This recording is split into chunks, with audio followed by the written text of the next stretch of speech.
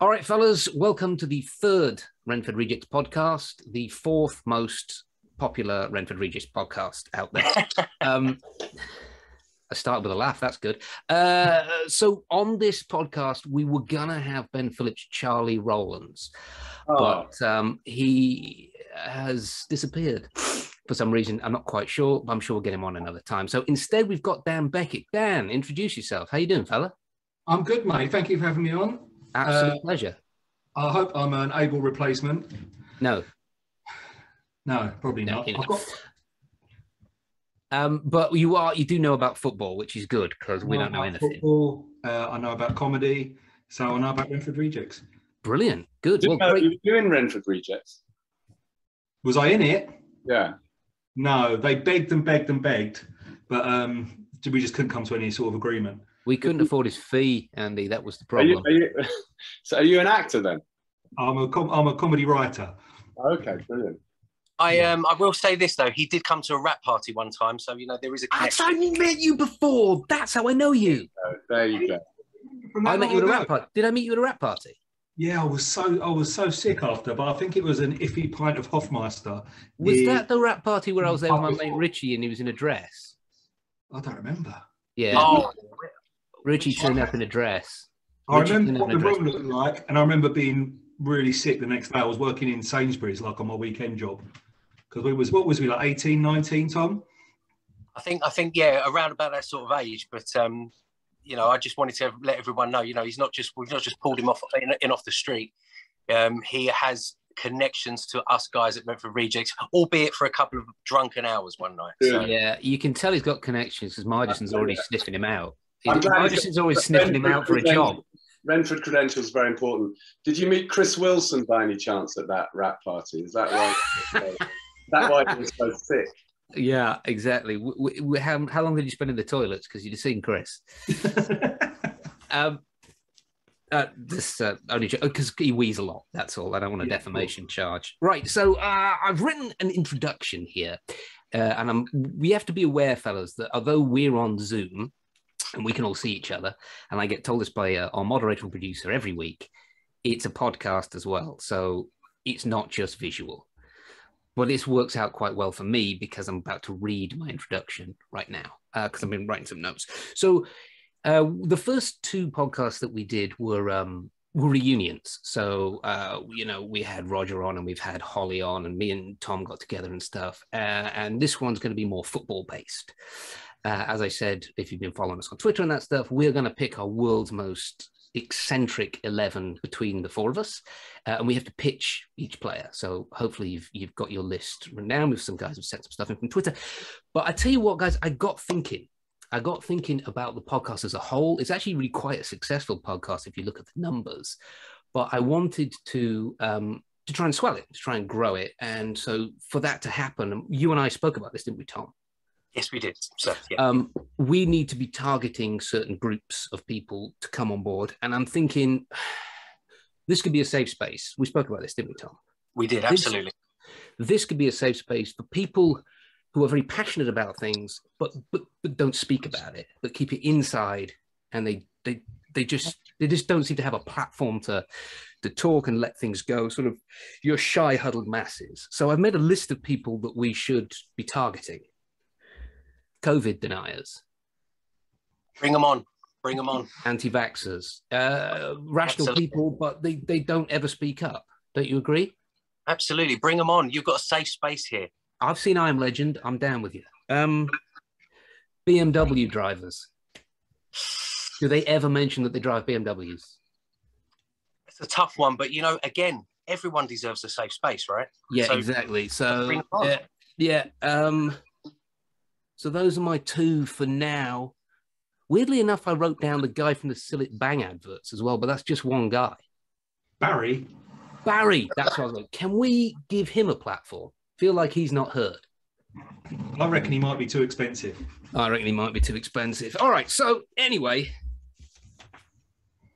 I've got a bunch of questions for Charlie, but he's not here. So I'm going to have to do more questions. You know what? Fuck Charlie. Don't worry about Charlie. I've got something I need to say quickly. And it's Matt, I hate to do this to you, but you're not the only person who gets fans send stuff to them through the post. Because if you look here, what I have here is a France 98 training top sent to me by Charlie, the same guy that sent you that football shirt in the post.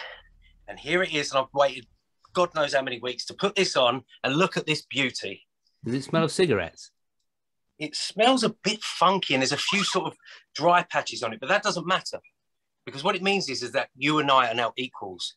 And I have a really fat guy's French top. Yeah, nice. Why do you have to always put a downer on everything? I just don't because that's just the type of fella I am. You look like you've suddenly lost a lot of weight, mate. Well, you look like you suddenly lost a lot of weight. But yeah, cool. You sit there in a big baggy France top. Do you know what? I'll take it off. Yeah, you look like Thanks, a tit. Charlie. Thanks, Charlie. You look like a tit. Yes. Yeah, you look like a tit, a gaudy tit. Carry on. All right, so Andy. Yeah. I'm going to introduce you so this doesn't just descend into chaos. Can we have a quick chat about you? Sure. Great. Okay, so this is Andy Margetson. If you can't see him, that's probably good. He's a very old buddy of mine. And we met as he was directing Renford Rejects, and we've stayed friends. So I want to get him on because I want to talk about directing Renford Rejects. So I've got a couple of questions for you. Yeah. Renford Rejects your first drama job? I think it was my first sort of proper drama, as in it was a commissioned TV show. And yeah, I think I'd made short films and dramas, but it was the first kind of proper gig doing dramas. Yeah. Well, how'd you get it then? So remember Mark Henson, obviously, who was an editor on Renford. I can't remember, but I was editing with him, and we'd worked together a lot doing kind of Channel 4 sort of trash TV stuff like The Word and things like that. And I told him I wanted to get into drama, and he said, "Well, I'm doing this thing with a guy called Stephen Baywell." Hey, before I interrupt, I need to interrupt you here, Dan. I need to interrupt you, Andy. Yeah. Stephen Baywell watches this. Great. So we love you, Stephen. Yeah, you do. Sorry, excuse me. Yeah. And so he said, "Well, get me your I can't remember how it happened, but Steve wanted to see a reel, and I remember him saying, even looking at the stuff I'd done and saying, "Great, I need a guy who can use long lenses." Wow, that was it. If you could use a long lens, you were in. I'd shot some stuff on long lenses, and he liked that. And then, of course, on the show, I seem to remember. I mean, it is a long time ago, but I seem to remember almost everything being on very wide-angle lenses. We did do a couple of long lenses. A lot of it was handheld, going up little ramps and choreographing moves around actors, wasn't it? Yeah, well, everybody was in every single shot all the time. So you had to do the widest angle shot you could. We were all just like cheek by jowl in every single shot. Also, it was handheld and they wanted to look like it was vaguely steady. So obviously the wider the lens, the steadier the shot. And Andy, can I just ask something? Lovely to see you after all these years. Yeah, and you, Tom. Thank you. And but I had this memory, and it may not have been you, but we filmed a go-kart episode. Yes. I seem to remember right at the end of the day, you looking as white as a sheet, going, "I think I might have filmed the whole thing in black and white." Is that true, or is that just something that conjured up in my memory? Wow. I remember the go-kart episode being a laugh. I don't remember the black and white thing. I mean, obviously we didn't, but I mean, in those days, we had playback, right? We used to watch it back after. There was something that happened. It may not have been black and white, but it was like, "Oh my God, I think we filmed the whole day's filming and something bad has happened. Like it's all filmed in black and white, or this, that, and the other." And I don't know. I just wondered if you could remember that. Well, it's ringing a very distant bell, and I think we may have had some kind of specialist cameras on the go-kart or something. We did, and they were French guys put them on. I remember and I think they 3 hours to put them on. We did have Jim Rosenthal in that episode. Yeah, Do you remember? Yeah, we did. Those French guys took 3 hours to put those cameras on those go-karts. Yeah. I think we they kept trying to hurry them up. Yeah. Always blame it on the French guys. Always. Yeah. Put your jacket back on, mate. You look awesome. No, not now. Yeah, I mean, there was always a sort of stressful thing like that. But I mean, I don't remember exactly, but I think it could have been the French guys with the GoPros on the carts, and that was black and white. And we probably made a virtue of it in the edit somehow. Yeah. Quite a bit of that go-karting stuff is in black and white, as I remember. But there you go. Yeah, maybe it became part of the diary that one of the characters did. You know what my abiding memory of you, Andy, is? And hopefully none of the other directors are listening. I doubt they are. We went through a lot of them. Really? In the first season, yeah. They just seem to... I was second season, wasn't I? Yeah, I know. This is what my point. So in the first season, these guys just kept blowing through, and I think just pissing Stephen off by not doing it right. And he'd give me like, I got to recut it. I got to, make it his vision. You were the only one that used to turn up prepared. I think that's why you kept getting recommissioned. Well, good. Well, I mean, I kind of don't know how you do that job without preparing. I mean, the chutzpah of just being able to show up on set. I know. And kind of direct a cast of a dozen people playing football in a cafe with some strange people. How do you do that without being prepared? I mean, I couldn't do it. So that's the only way I knew. I remember you sitting there drawing little dots and arrows and stuff. I planned that well. Mate, what are you doing? That's what you do as a director. You plan with the camera.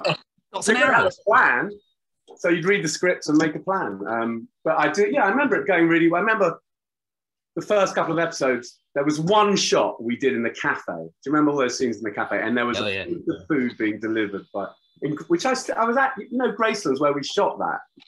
Yeah, I was there today in that same place. Yeah, which is the same beautiful part of the world.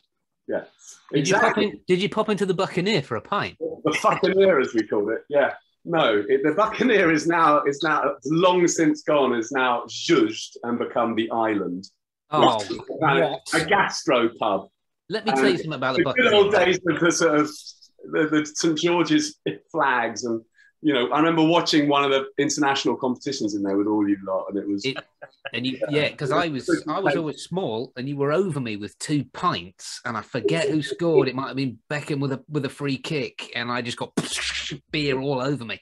If you wanted a good old fashioned racist experience and/or beaten up and locked in, the Buccaneer was the place. Why is it a gastropub now?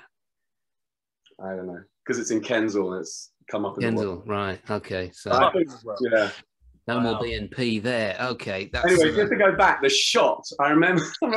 So Stephen was kind of obviously giving me a break and was watching me closely. And I remember I did this shot where somehow the plate of food was kind of rigged. So Pierre, the cameraman, the legendary Pierre Beaufetty, had it kind of rigged to the camera, and so it was kind of like the shot. Wherever the camera moved, the plate of egg and chips was right in front of the lens. And as the food was being, I don't know, it was just a simple shot, but Baywell was very like that shot. So I felt like, oh, phew, it's okay. This is going to work out. Andy's egg and chips, that's the shot then that goes in the call sheet. And Andy's egg and chip shot. That's it. Love it. I'm going to come back to a whole bunch of questions for you, Andy, but I can't just leave Dan sitting there. Dan, so did you get into Renford Rejects via Tom? Yeah, Tom.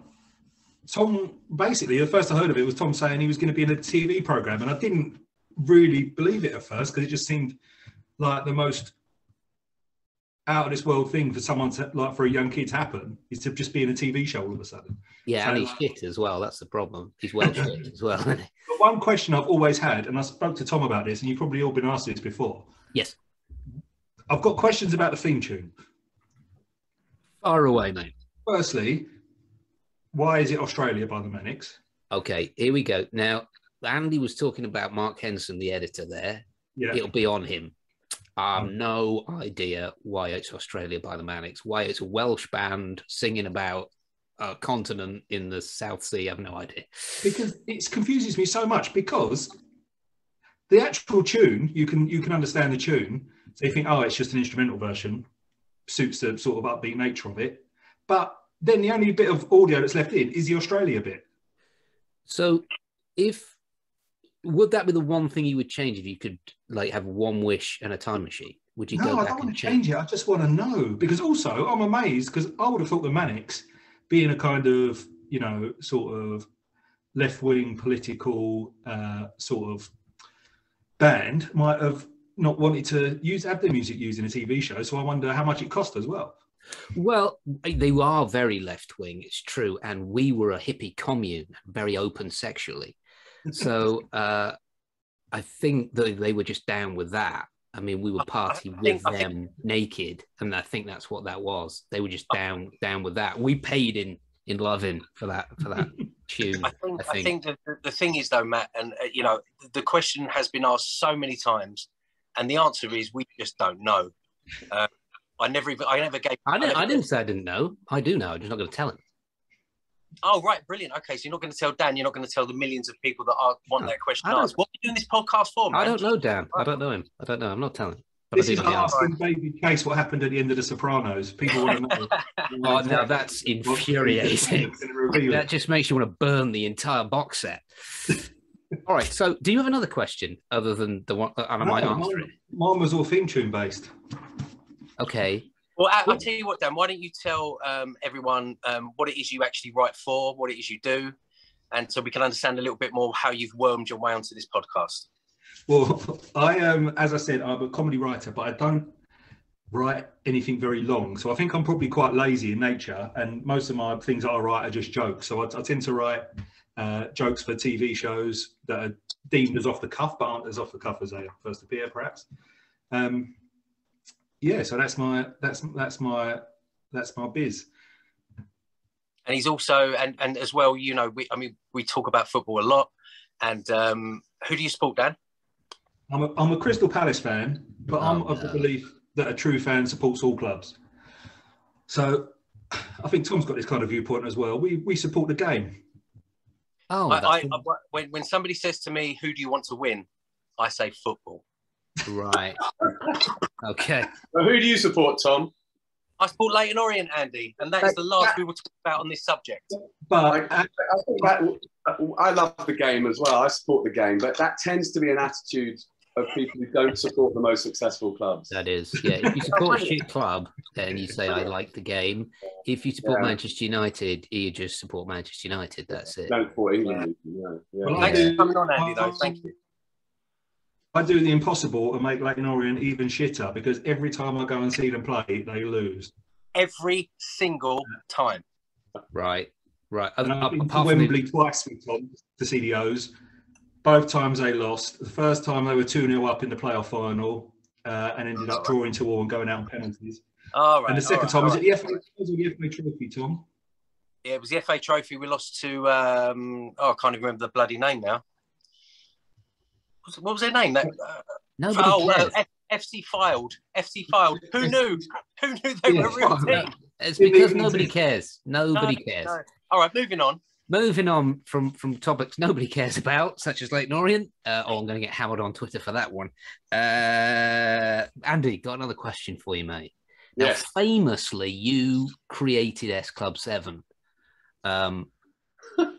Their image, their brand, their movie. Andy, if you don't know, directed literally all the S Club 7 stuff, which is why I'm in it, because he needed a buddy to play basketball with. You know that my kids was basically, you're the most exciting person they've ever met, because you were in S Club. They couldn't believe it when they met you, because they'd obviously watched it.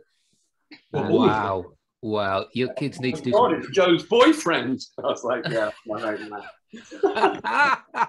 So I've got a question for you.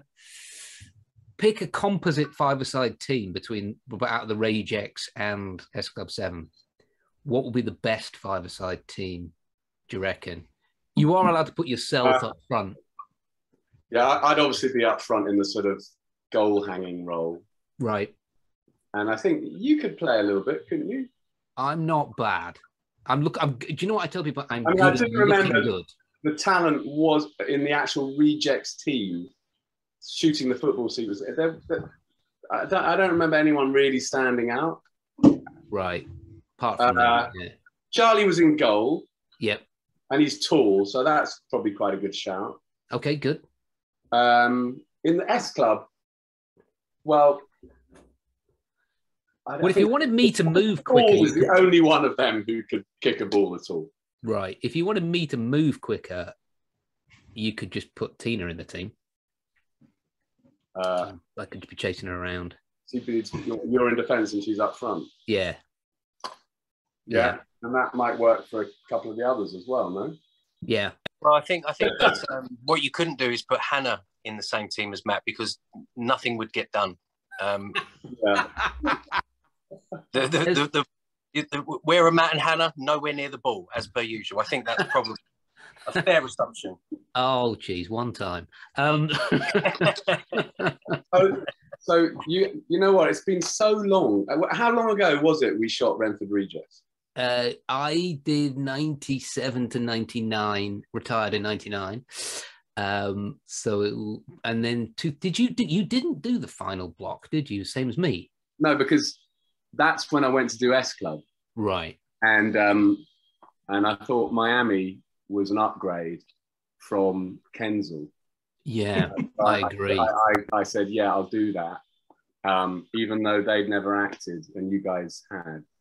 Did you know that I gave them a little seminar on acting? Do you remember that? Well, I remember getting them in their rehearsal place and asking them to read the scripts, and that was quite problematic before they even started the acting. So.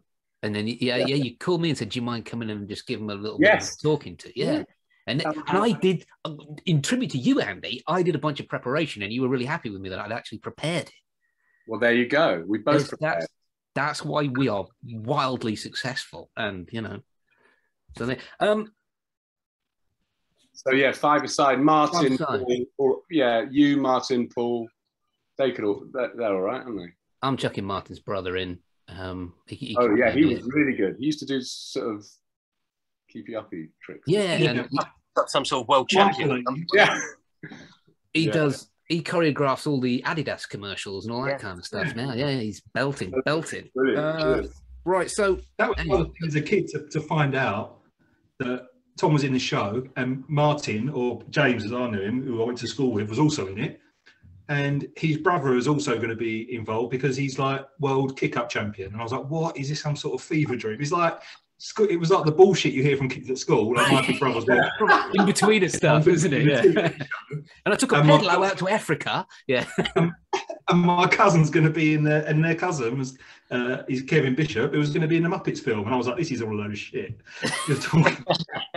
And yet it all turned out to be true. That's very bizarre, isn't it? Yeah. So is that like, are you from that part of the world? Are you from like Orpington Way? Yeah, I went to school with Tom, obviously, and Martin, and Kevin. Kevin Bishop actually took your place at school, didn't he, Tom? That is correct. Year 9, when I moved on to the Brit School, Kevin Bishop took my place in R10. 10 form. I like to do impersonations of people's walks, and I can do an Orpington walk, but I don't have enough space to do it here. Record it and send it out as a promo. I'll record it and send it out on Twitter. Remind me to do that. I can do the Orpington walk. There's a Woking walk, but there's an Orpington walk as well, which I noticed from hanging around there. Swagger? Is it a swagger? No, it's up here. It's a little bit up here. I can't really do it here. Okay. Arms are a little bit up here. I'll Twitter it. Don't worry. I'll Twitter that. How long will we go for? We go for half an hour. Should we get onto the football, or shall I ask some more questions? I want to know. I want a good Pierre story. Before we get Pierre story, Andy, give me your Oliver Reed story. Andy Margetson has an Oliver Reed story. Wow, let's hear it. Yeah. Yes. How good is that? I'm not proud of it, if I'm honest. So when I was working on The Word for Channel 4, which I don't know if you remember, it had a sort of 11 o'clock live on Channel 4 on a Friday night when people came back. With a lot of... so I think it was like the 3rd or 4th season when things had started to sort of go a bit out of control, and, well, more out of control, I should say. And so the idea was, and it's not good, Ollie Reed was a guest on the show. I've heard this story. I've seen this on a documentary. Yeah. You know, Ollie Reed was a guest on the show, and he was, and he was. We filmed him. We rigged his dressing room with cameras, and gave him a bottle of vodka, and said, "Fill your boots and see what happens." And we sent in a kind of fake sound man to try and rig his mic, and he kept fucking up. And actually, that was Sacha Baron Cohen who did that. No way! That's brilliant. And Ollie was sort of like, "Oh, bloody hell!" You know. I mean, he was actually, you know, he was a guest on the show and all that, but I was making a kind of a spin-off from the main show, right? Access all areas, and that was the bit we were doing for that. We were sort of winding him up, and anyway, I went in to meet Ollie and to introduce myself, say that we wanted to do this, that, and the other. He took a swig from the bottle of Stoli and grabbed me, and we both went collapsed onto this huge sofa. Oh, can you still hear me? I can, yeah. And he just said to me, "Steady on, bastard." So yeah, which that's the bit that I made me love. laugh a lot. That's the bit that I love. I guess getting him pissed was a bit mean, really, wasn't it? But it's awful. It was all, and then of course he was sort of pretending to be pissed. I mean, that's how he operated. He was sort of always pissed. And then when he was actually on the sofa with Terry and all that, he was sort of, you know, he was doing singing Wild Thing, and I remember acting the bon, you know, acting the kind of not bon vivant drunk, but. It wasn't great, and I look back on sort of trying to wind Ollie up. Not good. But he was hilarious, and feeling the full weight of Ollie Reed was quite impressive. And that's what I wanted to tell you. And he said the word bastard in the most affectionate way. Did he? Yeah. Did he? And now your Sylvester Stallone story. I'm joking. You don't have to tell that one. You do now. Danny Bear, Sylvester Stallone. Yeah. Well, I can tell a bit of that. Yeah. Go ahead. Yeah. Well, Danny Bear, when she presented the word, and she was incredibly young. She was literally 17 or something. And Sylvester Stallone had met her and taken a huge shine to her. And I'm going to cut this story short, but no. Danny was invited to go, and he basically said, "Get in my jet, come and see me. I'm shooting Cliffhanger in Rome." And he kept pestering her, and then eventually the people who were running the word said, "Okay, Danny's going to go to Rome to do an interview with Sylvester Stallone. You're going to go with her. Your main job is to protect her from any untoward advances." Wow. You versus Stallone. I like that's a movie in itself. But the word, we often had junkets, you know, press junkets with famous actors, and you're always trying to push and get something extra and kind of mess it up. So we got to Cinecittà Film Studios in Rome, and there was a very forthright American publicist called Peter Silberman who said, "Okay, Andy, you're going to meet Sly, and he'll do the interview, and then maybe he'll show you around the set and all this stuff." And I said, "Okay, this is what I'd really like to do. I would like to just knock on his door in his Winnebago with the camera rolling and have Danny say hi." And he went, "You can do that." So cut to me with the cameraman. Danny knocks on the door, opens the door. Lo and behold, Sylvester Stallone in his underpants. He gets very fussy. "Oh, no!" And he wasn't pleased. And I cut the camera, and he comes out and he says, "What's going on?" He's like, "Always ask." And you know, he was not happy about that. Always ask. But because he was so crazy about Danny that it was kind of forgiven quite quickly. And where we did the interview, and then he shows around, and then the best part of the story was that we went back to the hotel, and we get a call from Peter Silverman saying, "Sly has invited you to the rap party. So you and Danny be at the Hilton, you know, 7 o'clock, whatever." And I was like, "Great, that's cool." And he said, "One condition, Andy, no cameras." And I was like, "Oh, okay, damn. Okay, we'll go anyway. It'll be fun." I said, "What do we wear, Peter?" He goes, "Cool pool attire." And I took that at face value. I went in shorts and flip-flops and a t-shirt. I was like 25, whatever, and Danny was 70. He was in mini skirt. We arrived, and it was a full Hollywood evening dress tuxedo event. And we were sitting on the main table with the head of Canal Plus because Sly was crazy about Danny. Anyway, the best thing about the party was at a certain point, people started getting thrown in the pool, like the crew. It was like the end of a huge shoot. Rennie Harlan was there. He also liked Danny. That's another story. And Sylvester Stallone had these security guys, and they thought it would be funny to throw Sly in the pool. Big mistake. Oh.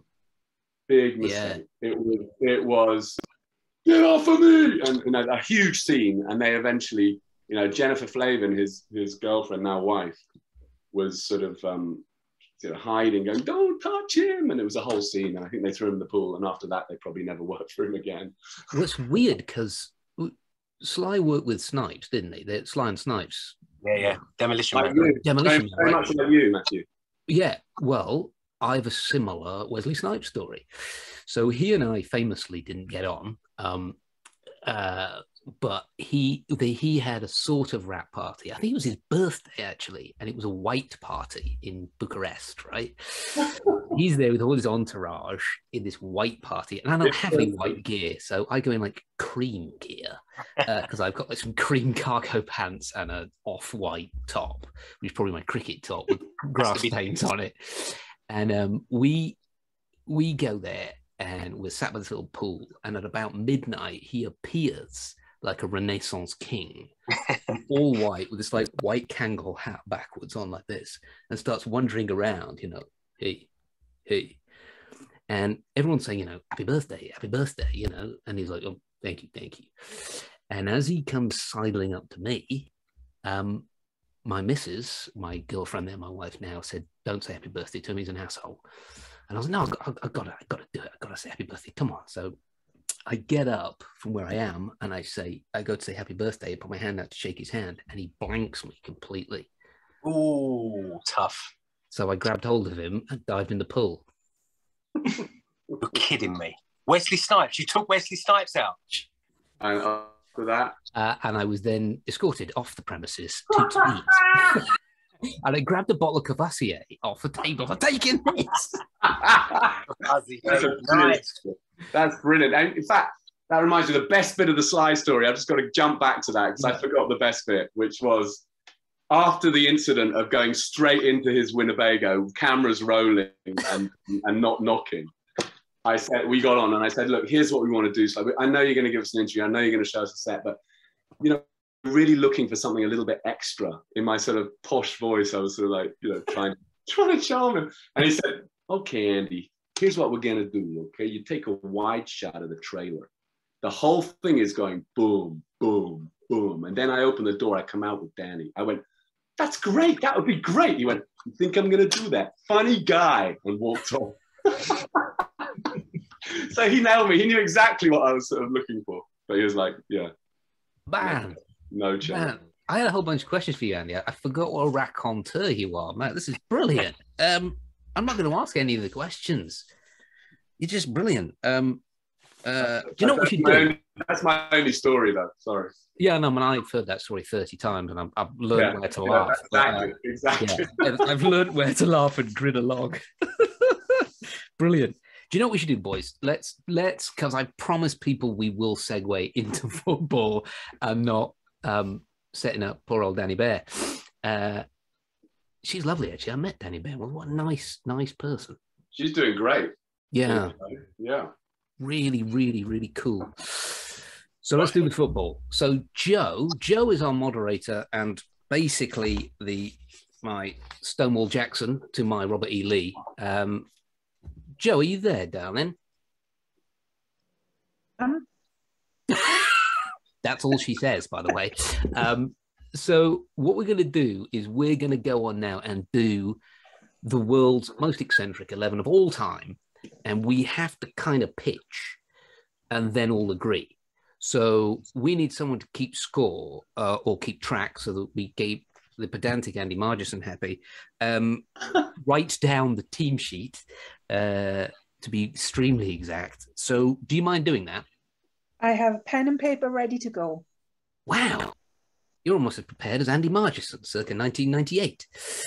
Right. Okay. So let's just jump right in it. Dan, I'm going to hit you first because you've been sitting listening to our mindless drivel. Well, goalkeeper. I've been thinking about this, and I've noticed that there seems to be a higher proportion of goalkeepers and forwards. So they seem to be the most eccentric positions on the pitch. The midfielders and the defenders, they seem a little bit more sort of straight-laced, a bit more ordinary. But goalkeepers, there's an absolute treasure trove of goalkeepers. Okay. Give me your top three then. Right. Or have you just picked one? I started off with done a scorpion kick. Rene Higuita, had really like long curly hair, but that's Yeah, he looked like Rick James, and also I think you could pick that entire 1994 Colombian team if you wanted to, but we're not doing that. And then Gabor Kiraly for Crystal Palace, because he used to wear like sort of PE jogging bottoms when he was playing in the Premier League. But I've got it down to three.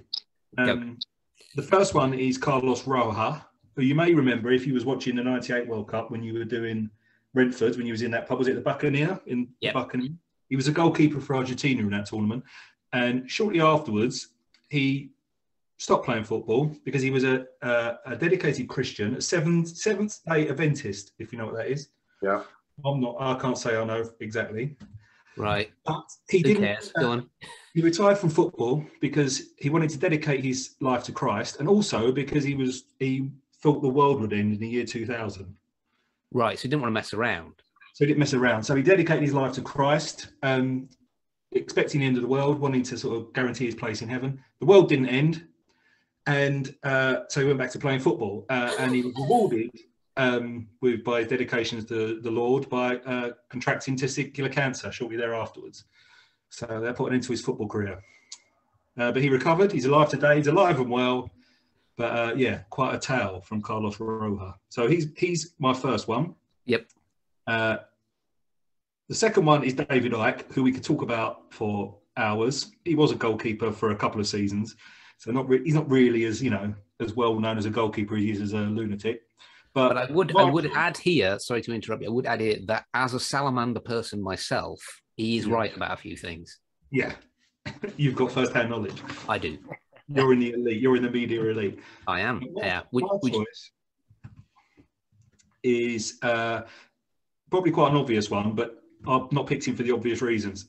Bruce Grobbelaar. Yeah. That's my one. Damn. I agree with that. But I was thinking like of the spaghetti legs and the sort of antics and the sort of and the dodgy betting, the mucking about he did, the fight with Steve McManaman and all that. But what I find most eccentric about him is that, by his own admission, he's killed more men than he can remember. Wow. Which I think is actually true, because apparently he was a soldier in the Zimbabwean War of Independence, and he's talked about his time in that war. And they said, "How many men have you killed?" And he said, "More than I can remember." More than I can remember. Wow. Eccentric. Not many other goalkeepers that have killed probably double figures. I think Peter Shilton was known as a hitman, so maybe Dave Besson went on a rampage in a bus through Coventry. So yeah, I don't know, but mate, that is brilliant. I can see why you brought him on now, Tom. That is the knowledge. I had Bruce Grobbelaar because of spaghetti legs and because he likes to take bungs, and that was it for me. He loves a bit of wedge.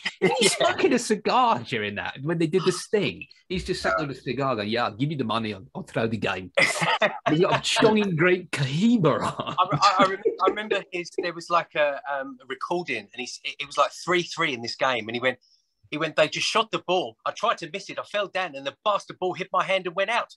And it was like, it was just so funny. Like, he just doesn't give a shit, But I wasn't aware that he was a murderer or a soldier. A soldier. So, are those your three, or did you have another one? Does someone beat this? Does someone beat a mass murdering, bung taking? My final three after from my long list of five was Carlos Roja, David Icke, and Bruce Grobbelaar. But all right, so I think I'm putting Grobbelaar out there because there's not going to be many other people in this team.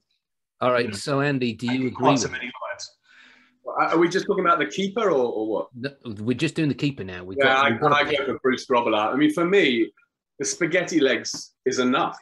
I mean, that's just genius, isn't it? That's enough. That is properly eccentric. It's good. Tom, do you agree?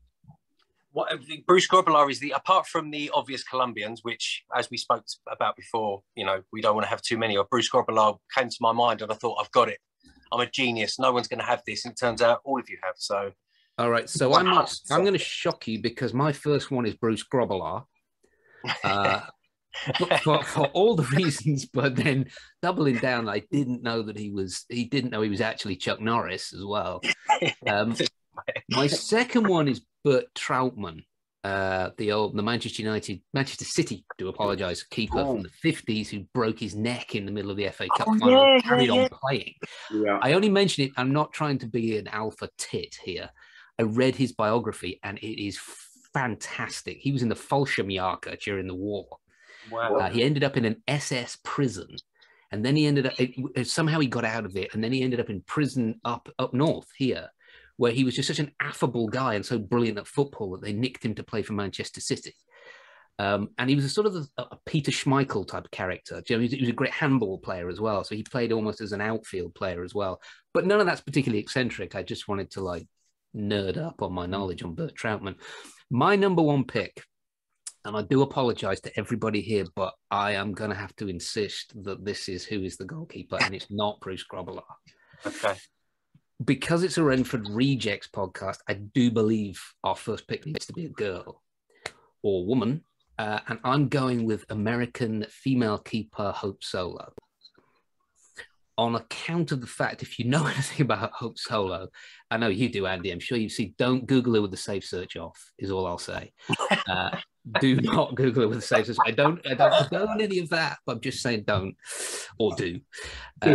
She's somewhat of a firecracker, always in the press, like ragging on Megan Rapinoe and ragging on everybody. She got arrested for beating up her nephew, I think, or something bonkers like that. Complete crazy woman. And we need a girl, and she's full of fire. So I'm afraid I'm overruling you and putting Hope Solo in the goal. Even though she didn't kill her nephew, she just beat him up. What did she do? She didn't kill her nephew. She just beat him up, but you're still going to put her in because Brookville has definite kills against his neck. Well, I need a girl, and there's just no one as crazy as Hope Solo. So, you know what? It's not. You know what? You know what? That's not eccentric, is it? That's just criminal behaviour. So let's do Bruce Grobbelaar. Joe, write down Bruce Grobbelaar. Because Bruce isn't a criminal either. Oh yeah, sorry, he's a murdering bone taker. Hang on a second. God, this is confusing. Hold on. I don't think he was ever actually prosecuted for any of that stuff. So I think. I know from bitter experience, having been sued. I've been sued several times for defamation. I'm struggling here, you know. Defamation. If you preface it with the words "I think" is not defamation. I know this from bitter experience. Well, I never said it anyway, so let's go Bruce Grobbelaar. Let's go, Joe. Write down Bruce Grobbelaar. And I really think that is a great pick. That is a great pick. Okay, so now here's where it's going to get a little ropey for me because I don't really know which players play where in defence as far as numbers go. So we'll do sort of 2, 3, 4. So what's that? We got left back, right back. Well, I think the defenders and midfielders I really struggled with, but I didn't do any research on this stuff, so I just picked what was in my mind. And the first one I came up with was left back, and I've got a couple for left back, and it's not eccentric. It might not be the right word, but the first person is my favourite ever player of all time, and that would be Stuart Pearce. And the reason I picked him was just because of that brutality, you know, that sort of just stonewall defensive, you know, like in Euro 96 with when he scored the penalty and I don't know, eccentric may be the wrong word, but I just love him. And I think he's eccentric. eccentric. And I got him on my list. He's a nutter. Oh, thank you. Good. So he put David Gaines on as a forward when he was Manchester City manager. That's pretty eccentric. Yeah. Yeah, so do you have Pearce as well as left back? I had Pearce down for a defender, yeah, but he's got eccentric characteristics, hasn't he? He's just been in the video for the new Stranglers song. That's quite unusual. And his love of punk music as well. I was going to mention that, yeah. Punk, banging off the walls to the Sex Pistols before games, kind of stuff like that. Let's put him in. I think, I had Chopper Harris. Just a violent man with very little other to promote himself. But I think if we're going to have a violent man, we should have Stuart Pearce. I think he's a bit of a no-brainer, actually. I think we'll go Stuart Pearce left back. My second pick was Roberto Carlos, and the reason I did is because not him as a person, not very eccentric, but his free kicks were completely eccentric. And for every one absolute magnificent beauty he scored, he did 25 absolute terrible ones that are probably still travelling to Mars as we speak. I never saw he was playing on the ITV Pro Celeb, Was he? I never saw him score. I only ever saw him take a run up from like the parking lot and then off it out of the stadium and sort of like off the side of a blimp. And then his reaction was always like, ooh, that was close. I tell you who used to do that as well was Paul Ince. Do you ever remember that? He just used to get the ball and belt it into row Z and then go kind of, ooh. When everyone be like, oh, shot Gaffer. Well done, mate. That's a great shot. But it was like, Roberto Carlos, it was, you'd be watching and then he would do the 50-yard run up and everyone was silent because you knew you were either going to witness something so amazing or something incredibly shit. And it didn't really matter because if it was shit, you just got on with the rest of the match. But if it was something amazing, like the one he scored against Italy, which was quite simply the most outstanding thing I've ever seen in football, I think, like free kick wise, when he bends it, he goes about 16 yards out and bends all the way back in. And so that's what he's remembered for. But really and truthfully, he was not a very good free kick taker. Well, it's like that thing where, if you give 25 monkeys a typewriter and a script, eventually they'll write a film. If you let Roberto Carlos kick the ball from a 50-yard run up and toe punt it, every 400th time it'll go in the goal. You don't get players like him anymore, do you? Like kind of odd shape, like noticeably different to the other players. Like every player now just seems to be about the same height, slender, and have tattoos. Like you don't get that kind of like player you can recognise just from the shape of their body and nothing else. Steve Stone, he was one. God, I love the way. Oh, great player. He was awesome. He looked like he had fallen asleep in a lock-in in a pub, hitched a ride to the game, borrowed some clothes, and then he was just brilliant as well, though. Looked like a bulldog. He did look like a bulldog. He looked like the third Mitchell brother, didn't he? I loved him. What a great player, though. He was a great player. That's a proper English player there. That's the type of guy who shouts, have a dig, straight away after a kickoff. You know what I mean? He's off his line, have a dig, straight away on a Sunday league game. Yeah. He's that guy. But he'd probably score. All right, so should we pick Pearce? I like Carlos as well, Roberto. Should we put Carlos on the bench? We need to pick a whole row of defenders, right?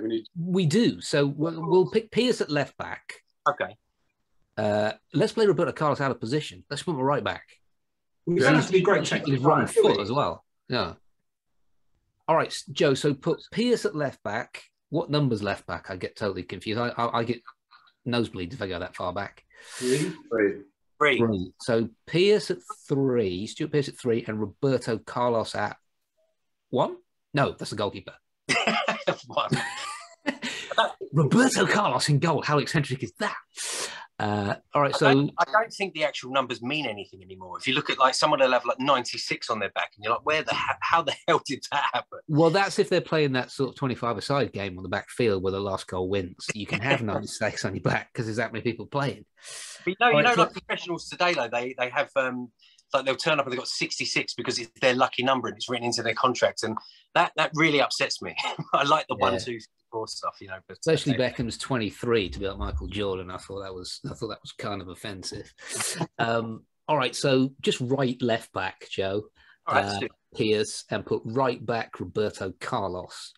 So we need 2 hard men in the middle, I think, if we got those eccentrics. Yes, Terry Andy. Stoker, number 1.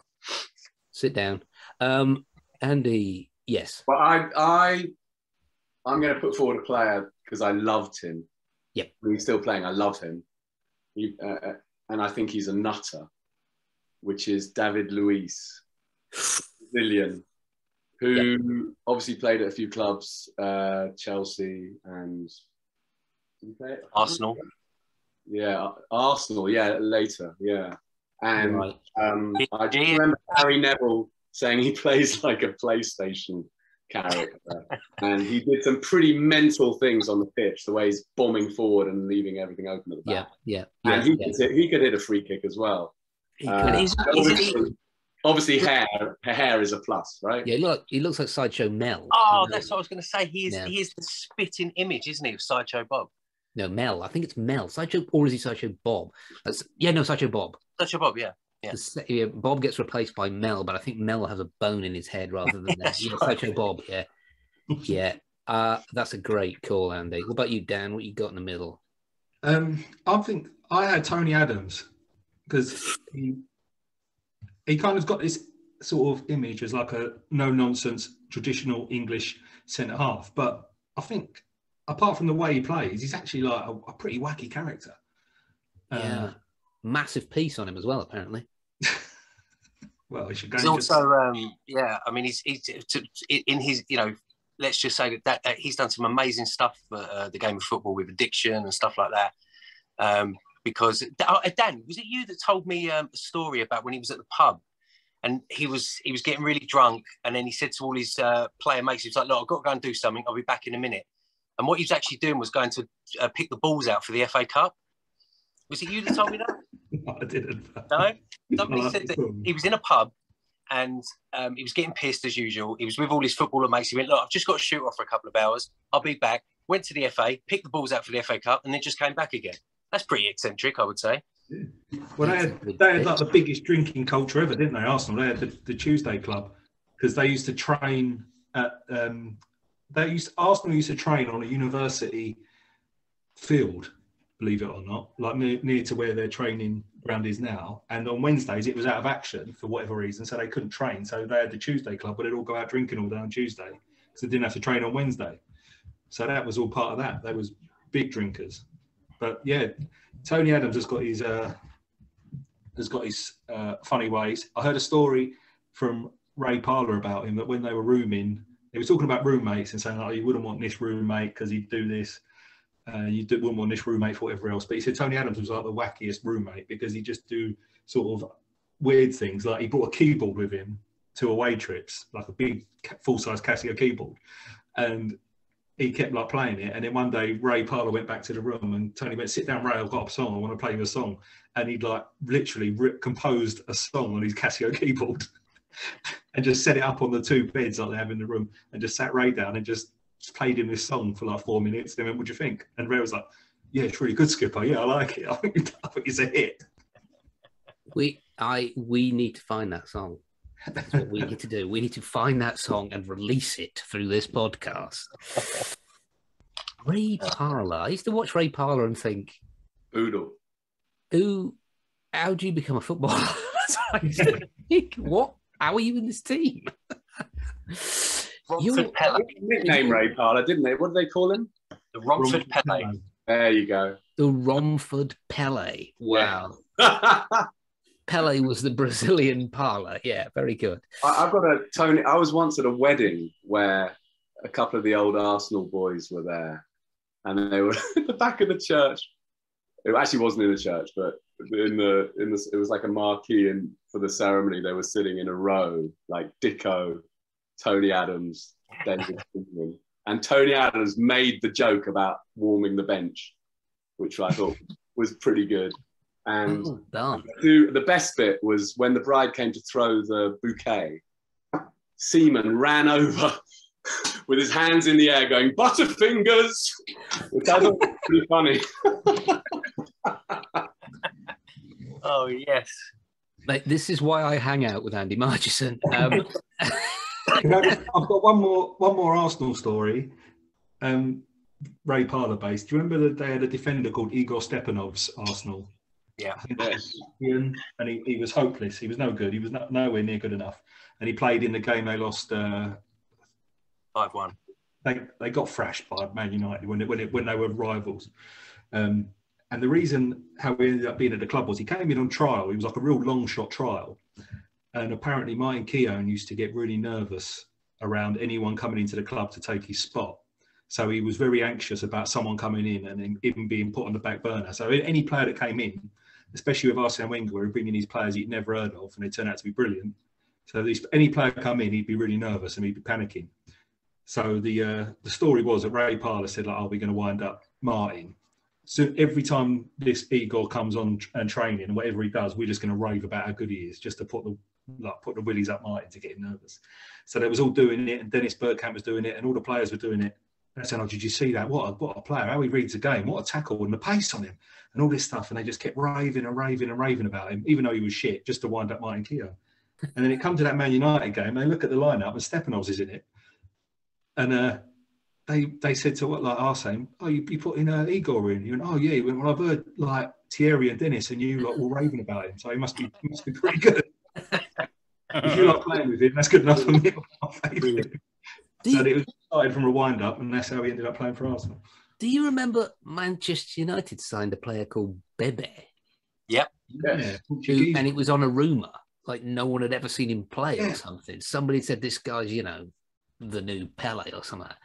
Yeah. And he was just rubbish. He couldn't play football at all.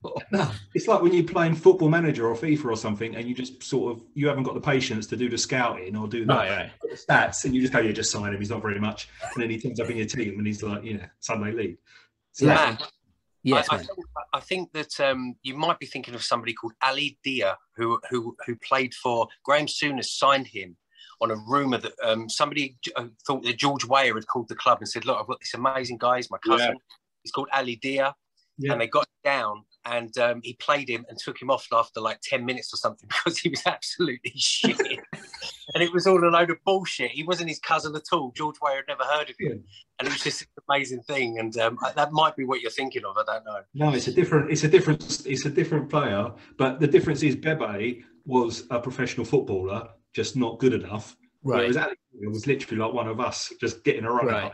Yeah, he was an estate agent by trade. Who made it brilliant. So I think I'm going for David Luiz and Tony Adams. I think those are two great picks. Yep. That's. I think they'd have a lot to talk about as well. My picks, I was just being perverse. I put Roy Keane and Patrick Vieira in defence just because I was deliberately playing them out of position to annoy them and having them stand next to one another on a pitch. But I don't think that I don't think we should have that at all. So what we want now is a linchpin between defence and attack, a low-lying midfield genius, an Andre Pirlo type passing genius at number 5. We'll put it down at number 5. And I have gone for the man who walked about the place with an even better Sideshow Bob hairdo, Carlos Valderrama. Yeah, he's my number 1 pick in that position. Yeah. Never got above a walk. Very skillful at walk football. He'd be very good now that he's like in his 50s or 60s and he can only walk about the place. I truly believe that the only reason he is thought of as a footballer is because of the hair. I really don't think, he played in a friendly against Leyton Orient for whatever club he was with at the time. And I remember thinking, I can't wait to see this amazing international player. And he was truly horrendous. Was he? A really, really bad player, yeah. But the hair was just, it's like Vitas Gerulaitis. And do you remember him, the tennis player? I mean, some people, the hair's enough, right? Yeah. The hair is enough. I had Joey Barton. Joey's in the team, but not there. Joey's in the team. I couldn't remember exactly where he played, but yeah. Another one of those hairs is, as you know, Andy, I'm a huge rugby fanatic. Sebastian Chabal, the French number 8. Yes. Just a hairdo and rubbish at rugby. Honestly, massive but rubbish. Very similar player. So, do we all agree on Carlos Valderrama at number 5? Skipper, yeah. Yeah. I might make him, you know what? I might make him the skipper. Yeah. Careful. There's a few more to go yet. Let's wait for the captain. But Carlos Valderrama at 5, definitely. So number 6. So I don't know what formation we're playing. We'll probably play a funky formation, but I've just got him in the midfield. Is Joey Barton? Joey Barton. Well, Joey I'd Barton. like to just. There's a guy called Alex on Twitter who contacted me and gave me his 11. Yep. And they're a lot similar to it. Joey Barton's in there, but at 6 he's got by every name he's got whatever player and the reason why. And he's got number 6, Adam Johnson, obvious. Now, as much as I can understand where he's coming from, I don't think that's eccentric, but it certainly made me laugh. Yeah, I think he's confusing eccentricity with heinous sex crime, and that's not gonna get in our team, mate. Oh my god, it just made me laugh, and I said, you know what, I'm gonna mention you on the podcast because that made my day. So right, obviously, the way things are going, we might soon be able to do an 11 just of convicted sexual criminals. Yeah, I was thinking that could be the next pod, but it's very niche. It's a niche pod, that one. And I feel like we're going to lose all the COVID deniers and BMW drivers that we just recently. The hair 11's quite good. Yeah, I actually have a few of these. Joey Barton. So this is from Tim D on Twitter. So he's put Joey Barton in. And his reason is for known for mooning Everton fans and having the worst attempt at a French accent. That's so funny. But he was speaking English. Like, he'd forgotten how to speak his native tongue. He's speaking English. He was like, did you not see the 20-yard pass with the ball? Did you not see this? Did you not see that? And you're like, Joey, what the fuck just happened? Jesus, did you have a fucking tumour or something? He thinks he's speaking French. He thinks he's speaking French. I know. That's how French people speak. That is how he's quite right. That is how French people speak. I mean, Andy's fluent French and married to a French woman and has French children. So you're the expert on this, Andy. Well, like Stephen McLaren speaking Dutch. It's the same situation. Right. Oh, actually, do you know what? Should we circle back to who's the manager of this team? There's a question. I've gone for Ernst Topmuller. He was Kaiserslautern, was it? Yes. Is it? Big old Perman used to smoke massive bonnet and chain smoking all the time, like way after nobody smoked, and definitely didn't do it on the sidelines. I liked him. Was it Kaiser? Didn't he manage a team that got to Champions League semi-finals? Yeah, was it Kaiserslautern? It was someone like that. It was a really sort of like unfashionable team. Yeah, he was brilliant. Yeah, German team, definitely. Yeah, I was going to say Wolfsburg, but I think it's Kaiserslautern. Ernst Topmuller, love that guy. And also, who was the manager of the Spanish team that looked like that guy from Lazy Town? Looked like the mayor from Lazy Town. So no. Well, if you don't know, I can't help you. All right, so cracking on then. So we got Joey Barton, right? And we know the Joey Barton story, which was he was playing for which team in France? Marseille. Marseille, and he was interviewed and just decided to speak English in a French accent, in an hello accent, and that they would understand him.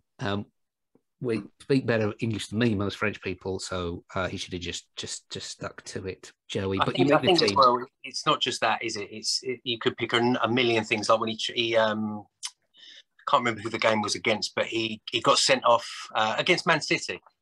And he got sent off and then tried to take someone else off with him by headbutting somebody. And it was just, there are a million stories like that, Didn't he stub a cigar out on someone at a Christmas party as well? Yeah, he definitely burnt someone with a cigarette. And there was some stuff in the dressing room, horrible violence as well. That's not the reason he's there, though. Yeah, again, we're into the criminal. We're into the criminal element, but we're not condoning. That's not eccentricity. That is heinous hate crime. Yeah. So we've got two. Barton makes it. Like Barton's in the 11. He just is like that nutter that starts on students in a pub. Do you know what I mean? He's like student hating nutter in a pub. So we got two midfielders. How many do we need in midfield? 4. We're playing 4-4-2. There's a lot. I think there's a lot of candidates for the midfield. Yeah. Right. Okay. Does anybody else have anybody left field? Because I've gone for El Hadj Diouf. Well, Yeah. I've got two more midfielders that we could consider. Yeah, go ahead. The first one is Edgar Davids. For looking like he was playing squash all the time. Yeah, for wearing the glasses, which made him stand out, like like Valderrama or Roberto Carlos, as we mentioned, looking the ordinary. But mainly because he had a kind of checkered career in terms of discipline and stuff. But when he was Barnet manager, weirdly he became Barnet manager after he left Tottenham. He stayed on in England, and he was player manager, and he made himself squad number one. So first of all, number one, even though he's playing in midfield. And he said he's not going to go to any games where you have to stay overnight. So the assistant manager had to go to like a long away game. So if they went to Carlisle or Plymouth or somewhere, he went, no, I'm going there because we've got to stay overnight. So you've got to go. And I think he played 8 games as player manager and got sent off 3 times in those 8 games. But it wasn't all bad because he also sent the team. They went to an away game, and the supporters coach broke down at the stadium. I don't know where they went to, but he turned the team coach around when it arrived back at the club to go back and pick the fans up. So he had his good side as well. That's quite an eccentric thing for the players' coach to come back and pick up the fans. I remember him mugging off Zinedine Zidane as well in a European Championship game. He kept doing that Zidane, that 360 turn that Zidane used to do, the pullback and then turn. Yeah. He did it a couple of times to him just to mug him off. He was a great player, David. Yeah, he was combative. And one more midfielder I've got, which might be a bit of a left field one, is Gavin Peacock. Remember Gavin Peacock? Oh, for Chelsea. Yeah, he played for Chelsea. He played for Newcastle before that. He was kind of very sort of forgettable player in a way, really. Kind of like just seemed like a normal guy, played football and then stopped playing football. But weirdly, I don't know if you know this, but at 18, he found God, which must have been a hell of a pass. But he found God when he was 18, started going to church, became very religious. And then when he got to the time he was retiring, he decided to become a full-time minister, moved to Calgary in Canada, which is where Brett the Hitman Hart is from. So right across like the other side of the Atlantic, and is now some kind of like right-wing Christian pastor in Canada and writes books about gender roles and sexuality in the church. Wow. That was the other group that I forgot that we should try and recruit as well, is fundamentalist Christians, because they don't speak up either. Do we know what they think about things? They don't let us know, especially sin. You can buy one of Gavin's books and you can learn all about gender roles and what. I mean, I've not read one of his books, but from kind of reading around it looks like he doesn't help with the housework. Put it that way. Right. Yeah. He's not necessarily anti-gay, but if you want to get into the kingdom of heaven, if you are gay, just don't do anything gay ever. Does he mean happy or no? Homosexual. Nothing happy. Nothing. Oh, nothing sexual. He's written a book called "How the Bible, Homosexuality and the Bible." Wow. With all the there's no place for him in our team. Come on. Yeah, we don't. I mean, because eccentric can just play. Yeah, he can go fuck. He can go fuck himself. Is that what that guy can do?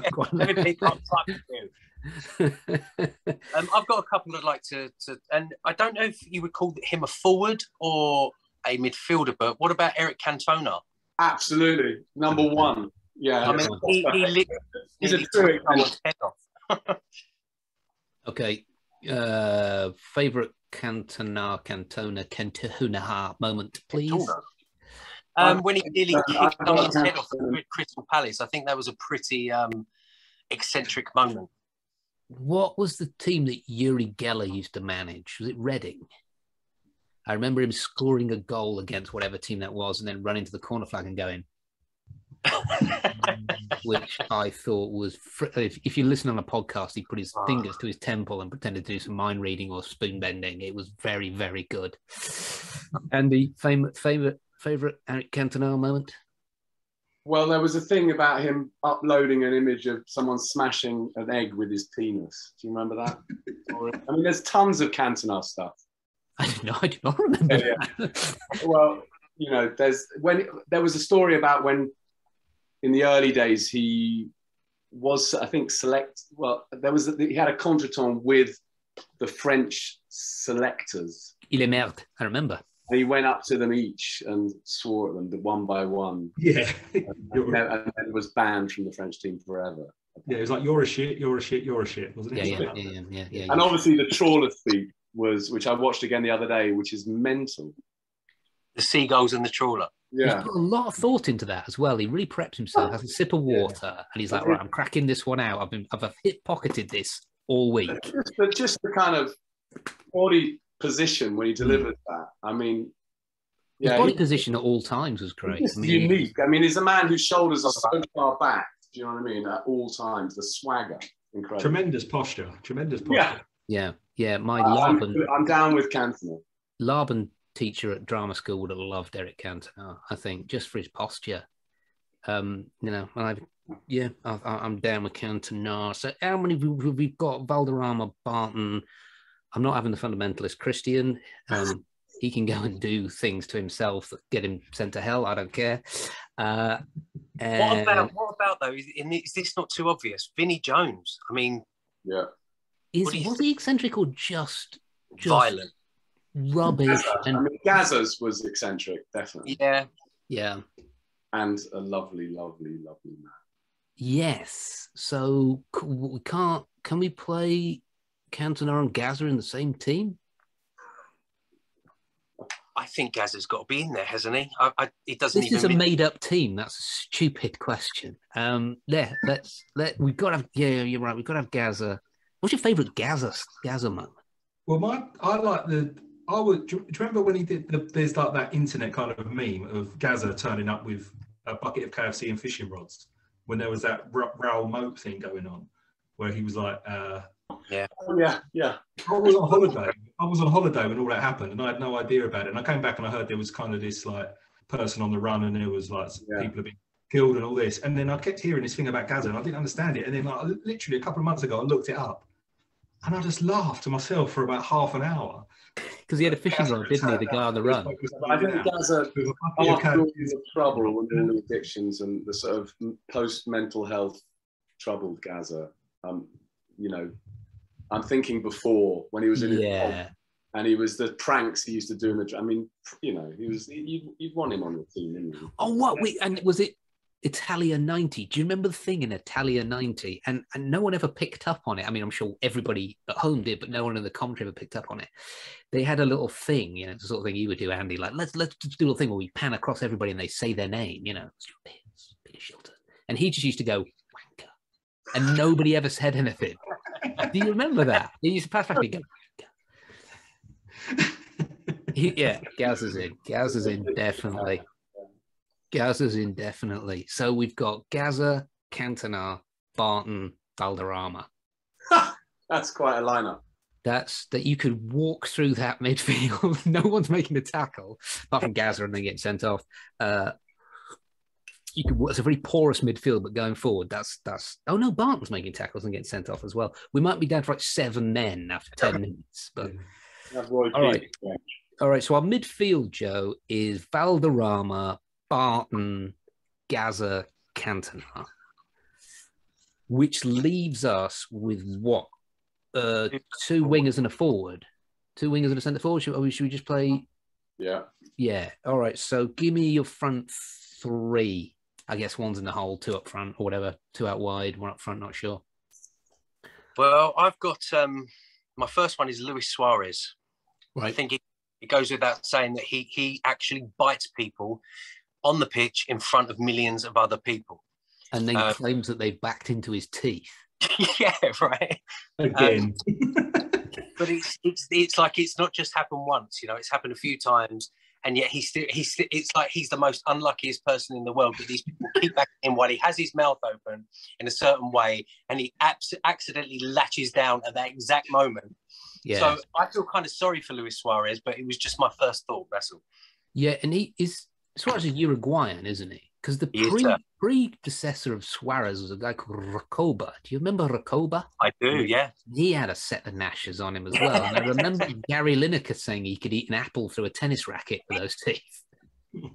I think that's the thing with Suarez.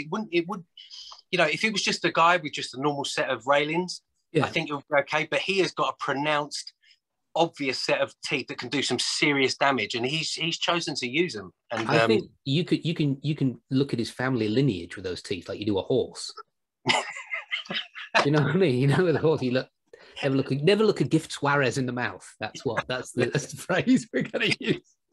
Oh, yeah. Suarez is a good pick. What have you got, Andy? Who have you got? I've got up front Balotelli, Of course. because he's a legend and did some mad stuff. Even just that one celebration, I just remember that one celebration where he took his shot and just stood there. Yeah, Why Always Me? Is that the one? Yeah. Yeah, oh yeah, the why, yeah. But it just, I don't know, he was just great value, wasn't he? He was. And didn't he stand in the middle of Manchester city centre in a blue Santa outfit handing out 20 quid notes? And he said he'd kill any racist if he ever got, you know, he's right. He's always coming out with lines. So him and Grobbelaar are getting on well, thinking there. So we've got the other one is Claudio Caniggia. Do you remember him? We always wore elastic band round. Yeah. Partly because of the Barnet, but he was, I mean, another Uruguayan, wasn't he? He was Argentinian, was it? Argentinian. Oh yeah, Maradona, yeah. But he was a nutter. I think mainly because he was doing loads of coke. Yeah, and he was playing in Lisbon for a while and living in a hotel. I remember. I remember the first game of the 1990 World Cup. They were playing Cameroon, and Caniggia just bursting up the right wing, and some Cameroonian defender just absolutely obliterating him.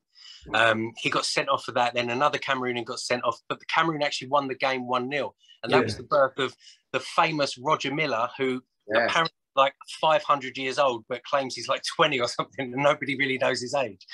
And that's Roger Miller is a great player, that's a good shout. He'd be a good shout for the team, actually. He'd be a good shout up forwards, because he brought in he danced, he was joy. He was just a joy. Yeah. He was a joy to watch. I remember Ruud Gullit being interviewed saying that he hoped Cameroon won the World Cup because of him. A joy to watch.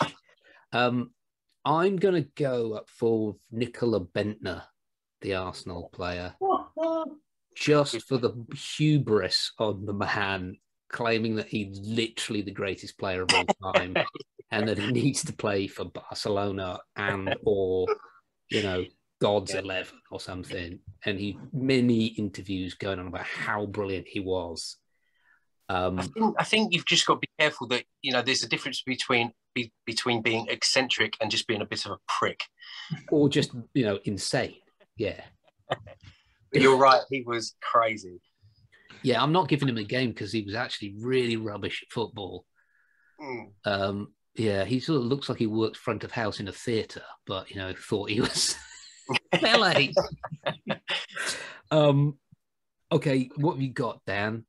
I've got two. One's a bit dark, so we'll decide if we want to do that one. He's not a murderer or a sex offender again, because we can't keep circling back to this. Yeah, we'll drop him out. Who was he? Who was he? Please don't be anybody bad. I'm getting hammered on Twitter as it is. Go on. No, we won't mention it. We've already mentioned too much. This stops being eccentric and it's just a criminal act.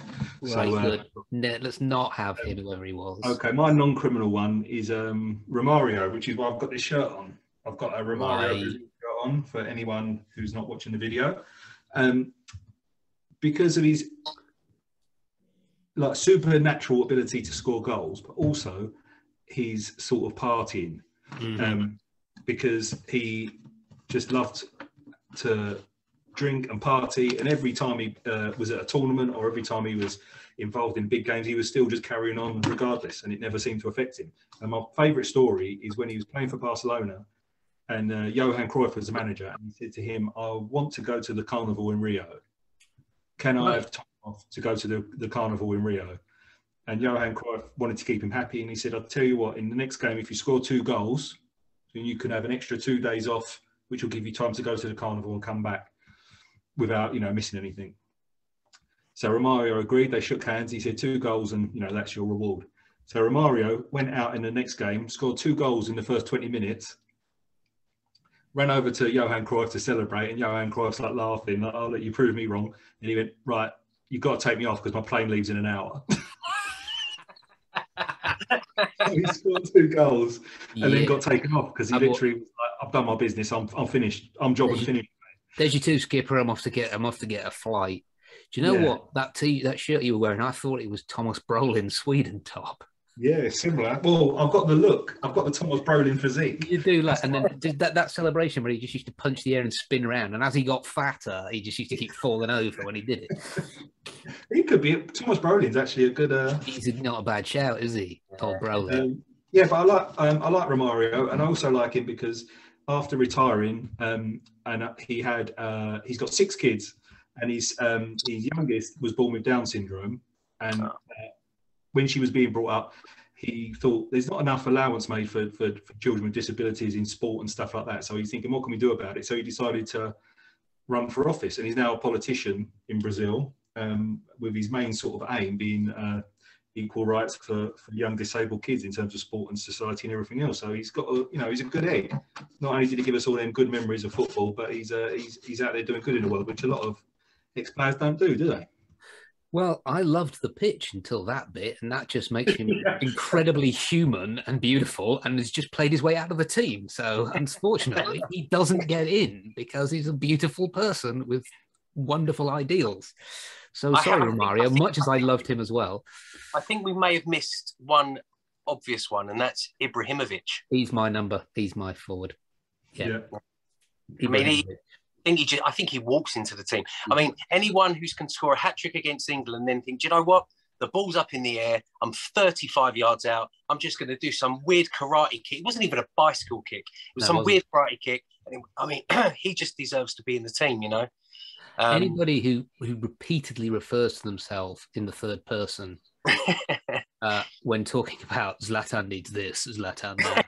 But he freaking delivers. He sends the city of Los Angeles a message before he gets there. You are welcome.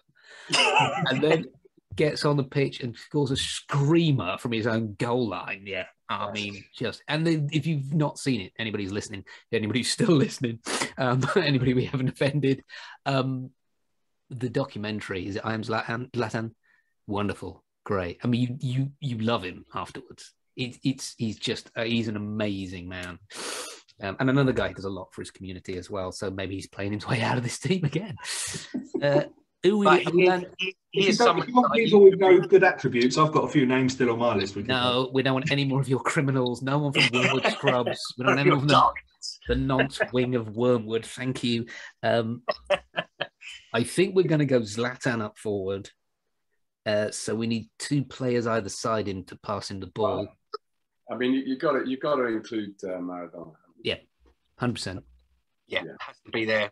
He was my number 1 pick out of everybody. There you go. That's another great documentary if you haven't seen that. It's brilliant. By the guy that did Senna, yeah, unbelievable. So I'm not even going to. Couldn't he? Yeah. That's So we just need one more player, don't we? Or have we gone truly eccentric and picked 12? I think we might have the lot there, you know. Joe, how many? Who have you got up front now? Who are the 3 up front now?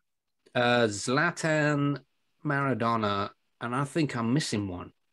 Balotelli's a good shout. What have I got here? Have we got anyone more eccentric than? No one's more eccentric than Balotelli, though, is they? The only other person I had written down was, and I might have this wrong, was it John Dole Thomason for Newcastle, who scored a goal for Newcastle and just started attacking the. No, that was Ketspire. Oh, Ketspire, Tamori Ketspire. That's made me think of one other, which is Canio, who's properly mad. Oh yeah, of course. I mean, the man, when he had the opportunity to score, just picked the ball up because he was, no one does that, right? When the defender was lying. Oh yeah. Such a good sport, We filmed at West Ham when he was there, Renford Rejects. We filmed there, and I've got to be honest, the West Ham guys were phoning it in. They obviously couldn't be bothered to be another training session, and the fact that we were recording them was just annoying them. They were just like bored and stuff, but he loved it, and he was turning on the magic. Like he was like running in and doing like fan, one right foot behind the left and scoring, jumping, diving. He was wicked. And so it's a straight out shoot up between Di Canio and Balotelli. Okay, yeah. Do you want a recap? Yes, Joe. So far you've got Bruce Grobbelaar in goals. Hang on a second, Joe. Bring yourself on because it smells like dude in here. We need some women. Lovely. Thank God for that. All right, let's go. Let's do a recap, Joe. So you've got Bruce Grobbelaar in goals. Mm-hmm. Then you've got Stuart Pearce and Roberto Carlos as left back and right back. Yep. There was an honorary shout out to David Luiz here, but you didn't actually say whether you wanted him or not. Yeah, he's in 100%. Hair. Right, because then you've got in the midfield, you said Valderrama, Barton, Cantona and Gascoigne. Yep. But you also mentioned Tony Adams. So that's been there. And you've just said now about Ibrahimovic and Maradona. So we are missing a forward, but we've got one extra defender. But I think we go with Balotelli up forward as well. Well, you've already got 11 with the ones that I just mentioned. So you need I think we have. I don't think Tony Adams is eccentric. I don't think, let's knock out Tony Adams. Sorry, Tone. Lovely man. Lovely man, huge piece on him, but he's not getting in the team. Saying that. Dated Caprice. I wonder how. All right. So Football Shirt Creations went for the Colombian fellow that looked like you're a very sexy girl in goal. Taribo West in defense. John Terry. Vinnie Jones, Pepe. I wonder if he meant Bebe, same as me. Cassano, that nutter Italian fella, throwing the shirt at the ref and removing his kits during a match. Alan Saint Maximum, love his Twitter. I have no idea. Gaza, Zlatan, and Baratelli. And then we've who is Jose Luis Chilavert? He was a goalkeeper that also took penalties and free kicks. Where he's Tim D's choice. We've got Phil Jones in defence, man of 1,000 faces.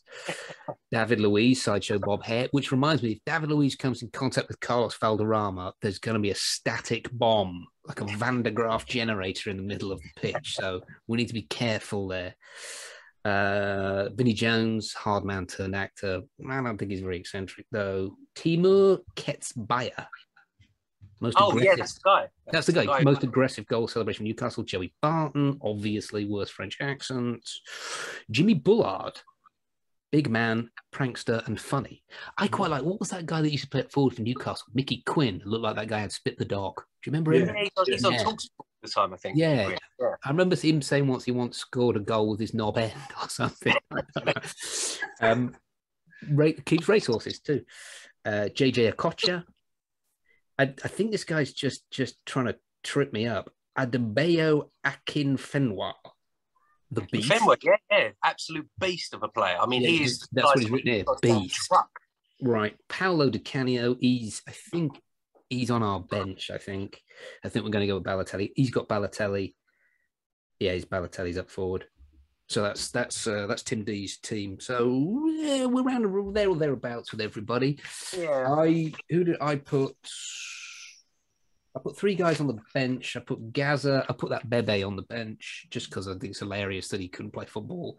And original Ronaldo as well. The original Ronaldo on the bench. I think just for the hairdo. You mean Ronaldinho? No, the original Ronaldo. You know the guy during World Cup 19. Yeah, bald head, didn't he? Yeah, but he had a splodge in the middle of his head. Patch in the middle of his head. That's not eccentric. That's just rubbish. That's just lazy. No, scratch that. Don't put that on there. That's rubbish. That's rubbish laziness. All right, so give us a recap on what we've got, Joe. Grobbelaar, Pearce, Carlos, Luis, Valderrama, Barton, Cantona, Gascoigne, Ibrahimovic, Maradona, and Balotelli. Yes or no? Yes. Yes. I mean, really and truthfully, Balotelli is the most eccentric player without having to do anything absolutely major. Yeah. He's eccentricity in a nutshell, isn't he? Yeah. And I remember he got pulled over by the police in his Lamborghini or something, had something like 200 grand in cash on the seat. And they went, "Why have you got all that cash?" He went, "Because I'm rich." I was like, well, that is the best answer ever. That's the only answer. What a great answer that is. Yeah. Because I'm going to take a Scrooge McDuck style bath in it. That's why. All right, fellas. Absolutely brilliant. I think we can wind it up there. What do you think, Joe? Did you decide on a manager? Oh, well, that's a good point. So I said Ernst Topmuller, the old Kaiserslautern chain smoking, you feel like dancing hairdo guy. But I'm open to anything else. Cameo's not a bad bet for a manager. It's a tough one, isn't it, with managers, because you don't really see them in the sort of limelight as much. But who's the Neil? What's his name? Warnock? He used to be Neil Warnock.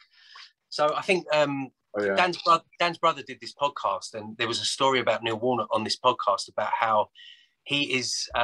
They used to get a chiropodist in, and all the boys would line up, and there'd be this really lovely chiropodist, and they'd all be ready. And Neil Warnock would pick out this one player and go, "You come with me," and he'd whip out these certificates and go. And he was basically a professional chiropodist, and he would just sit there and do the chiropody on this guy. And he said he picked me out. I can't remember the name of the player, but he said he picked me out every single time.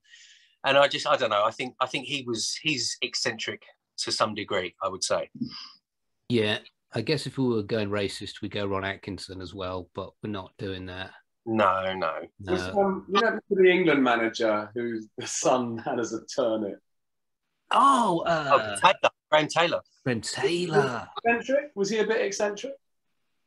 Just rubbish. I mean, just rubbish. He's like your normal.